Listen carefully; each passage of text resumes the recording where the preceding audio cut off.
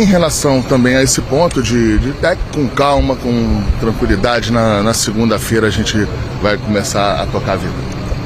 Isso não quer dizer que não vai seguir, a gente não tem a programação, a gente tem uma programação para ser feita e na segunda-feira a gente começa a decidir alguns pontos que a gente entenda que possa ter que fazer de correção para que se acabe a temporada. Entrevista do Renato Portaluppi ainda no estádio Centenário, né, logo após o jogo, 2-1 do Palmeiras contra o Flamengo, e o Marcos Braz já na chegada ao Brasil. Senhores, com base no que foi dito, com base em repercussão de torcida, a torcida não está, e não foi por causa desse jogo, já não estava antes muito abraçada ao Renato Portaluppi. O que vocês acham que vai acontecer? Começa contigo, Marra. Então, eu acho que ele não termina o ano. Ou, no máximo, que ele não inicia o novo ano.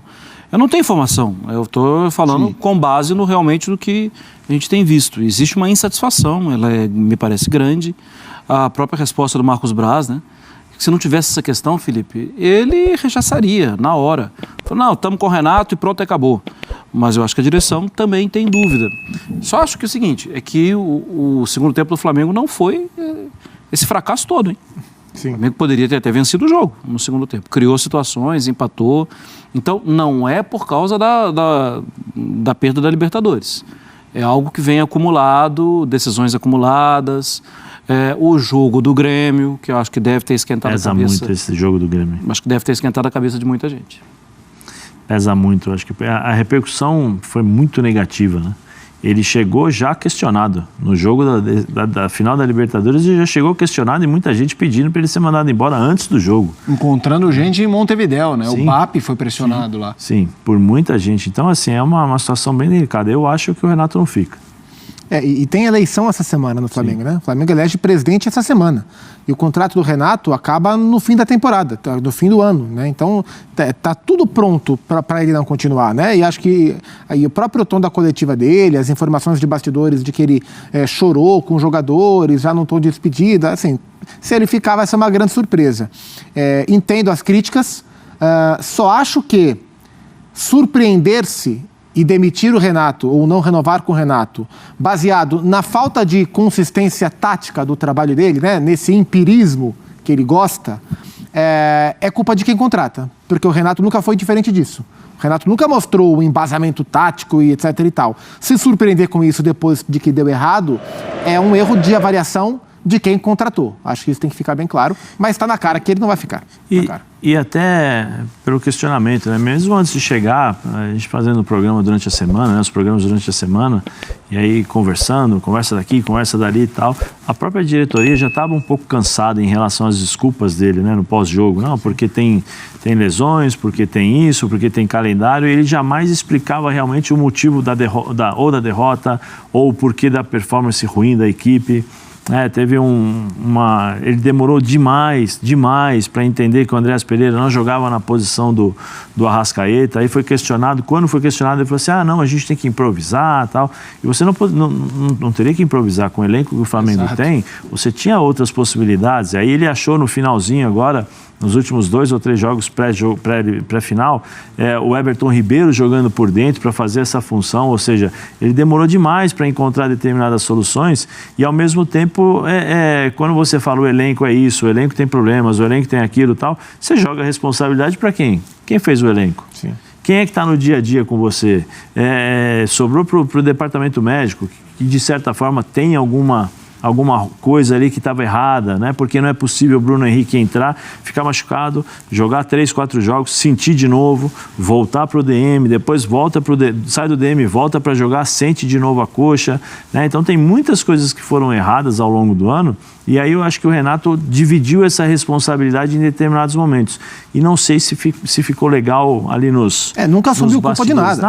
Até a grama sintética teve culpa de derrota. Seria até, né? Um negacionismo do futebol. Sim, seria uma coisa lógica. Pô, não jogou bem, não. Encontramos dificuldades. Nós estamos falando do Silvinho. uma hora atrás nós falamos do Silvinho. O Silvinho falando, olha, tem um adversário, tem isso, tem aquilo. O Renato poderia falar em determinados momentos. Jogamos contra uma equipe que nos colocou dificuldade, nosso time joga dessa forma, a equipe adversária anulou a nossa equipe, tinha isso, tinha aquilo, eu tentei isso, tentei aquilo. Em momento algum ele tentou se explicar. Ele se apoiou em outras coisas, né, para tentar tirar o foco de uma partida ruim, de uma derrota, daquilo que ele não conseguiu fazer. E aí a pressão aumenta, porque assim, é natural todo mundo comparar este elenco do Flamengo com o Flamengo do Jorge Jesus. Sim, claro. É natural, porque é a mesma equipe praticamente, e essa é melhor, porque essa tem mais peças de reposição que a do Jorge Jesus não tinha, né? Então é natural. E aí, lembra dos 200 milhões? Isso. Então, tem 200 milhões, obrigação de ganhar, voltou contra ele o tempo todo. O tempo todo, toda hora. Era um jogo ruim. Pô, mas você falou lá no Grêmio que ele tinha obrigação de jogar bem, tinha os 200 milhões. Então, isso acabou pesando demais. Eu, particularmente, acho difícil dele permanecer. O que eu acho, colocando a minha colher também nesse debate, assim, e eu respeito muito o Renato, e eu acho que o futebol e qualquer coisa na vida, esse pluralismo, o estudioso, o cara mais marrento, o cara mais debochado, tem espaço para todo mundo. O Renato não ganhou o que ganhou na vida se ele fosse um Zé Mané de tática, de noção de futebol. Ninguém só no gogó, no vestiário, ganharia. Mas o fato como ele mesmo gosta de debochar disso, eu acho que é um tiro no pé dele próprio, porque... E assim, ele falou antes do jogo, jogando para vocês de volta, a gente sabe como o Palmeiras vai jogar, a gente sabe como o Palmeiras vai jogar. Acaba o jogo, a gente sabia como ia jogar. Tá bom, então só que assim, ao mesmo tempo tentando desqualificar o Palmeiras, assim, aquela coisa, como se fosse só uma retranca. E eu não acho que o Palmeiras, contra o Atlético, até acho que o Palmeiras ficou bastante na defesa, armando o contra-ataque. O Palmeiras, uma boa parte do jogo ontem jogou, e inclusive jogou melhor. Então é isso, Zupac, que eu tendo a discordar muito do Renato e achar que ele faz mal a ele mesmo. Acaba colocando armadilha, porque quando o fluxo tá na boa, tá bem, legal.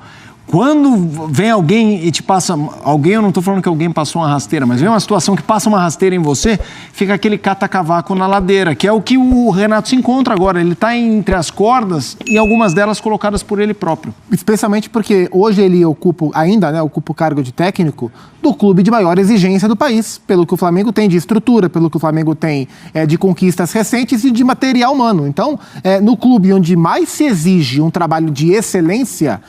o trabalho dele tem se voltado, e ele não faz questão de mudar esse rótulo, muito mais para o empirismo, para os aspectos individuais, do que propriamente para os coletivos. E quando questionado sobre os aspectos coletivos, nada volta. É o questionamento que bate e morre. Não acho que seja por desconhecimento, acho que é principalmente por falta de interesse dele. E acho que isso acaba jogando contra ele mesmo nesse tipo de discussão. Acho que em algum momento, em especial no primeiro momento, essa característica peculiar dele, do relacionamento, de potencializar individualidades, de cuidar dos caras, fez bem, porque era um Flamengo que tinha um ambiente um pouco mais complicado no fim da era Rogério, mas a partir do instante em que as complicações vieram e que foi preciso o técnico colocar a mão, ele não soube colocar a mão. E aí o Flamengo encontrou muitas dificuldades. Teve picos de momentos mais interessantes, mas teve muitas dificuldades. E aí ontem, em um jogo em que o Gabriel jogou mal, em que o Bruno Henrique jogou mal, em que o Everton Ribeiro jogou mal, em que só dos craques, só o Arrascaeta, baleado, jogou bem, ele não conseguiu tirar a resposta, porque do banco de reservas não viria a resposta. E aí o Flamengo sucumbiu e ele vai ser cobrado. Mas aí entra a questão assim, por que o Bruno Henrique jogou mal? Sim. Por que os outros jogadores... O Gabriel fez o gol, mas não jogou nada. Então, não jogou. Por quê? Porque existia de um outro lado um sistema de jogo armado justamente para anular esses caras. Sim. Qual é o ponto forte do Bruno Henrique? Velocidade.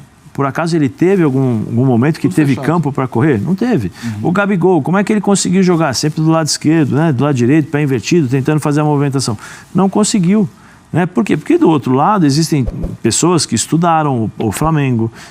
Nós estávamos falando sobre isso, que o Abel estava estudando o Flamengo há um tempão. O Abel estava estudando o Flamengo há um tempão. Ele sabia exatamente, estava tudo mapeado, a movimentação do Everton Ribeiro, onde... Vou dar um exemplo de novo aqui, eu canso de dar esse exemplo, mas é que eu acho legal. O Tite veio aqui na Copa de 2014 dar uma palestra pra gente. E a pergunta para ele foi assim, Tite, por que o Neymar tem dificuldade de jogar contra os seus times? E o Neymar, e ele falou, porque é o seguinte, o Fernando estava, que é o auxiliar do Silvinho hoje, né? Ele falou, Fernando, coloca aí. Então ele pegava o mapa de calor do Neymar, o mapa de calor do passador do Neymar, quem era o passador, em qual local, né, o Neymar conseguia receber sempre essa bola. O que ele fazia? Jorge Henrique, fecha aqui. Ralf, você vem aqui, Paulinho, fecha aqui. E tem um lateral, ou seja, ele encaixotava o Neymar em determinadas regiões do campo que o Neymar não conseguia receber essa bola. E a mesma coisa... O Abel, isso eu estou falando em 2014, em 2010, não, 2014 eu acho. 2014. Você acha que em 2021 o Abel, com toda a estrutura que tem o Palmeiras, não fez a mesma coisa com o Flamengo? O River fez a mesma coisa contra o Flamengo? Então, assim, e o Palmeiras está acostumado a jogar. O River ainda jogava mais, né? Tentava jogar um pouco mais. O Palmeiras não. O Palmeiras é isso daí. O Palmeiras é uma equipe europeia estilo Mourinho, ou seja, eu vou anular todos os seus espaços para tentar jogar num contra-ataque, para tentar te fazer mal com uma bola. Porque se eu fizer uma bola, se eu conseguir marcar o gol, você vai partir para cima de mim, eu vou ter os espaços que eu desejo. E aí você não consegue montar, você não consegue entender, como eu falei, esses primeiros 8, 10 minutos foi o tempo que o Flamengo tentou entender como a equipe do Palmeiras estava posicionado. Foi onde o Palmeiras jogou, conseguiu marcar o gol. Turma, vamos fazer o seguinte...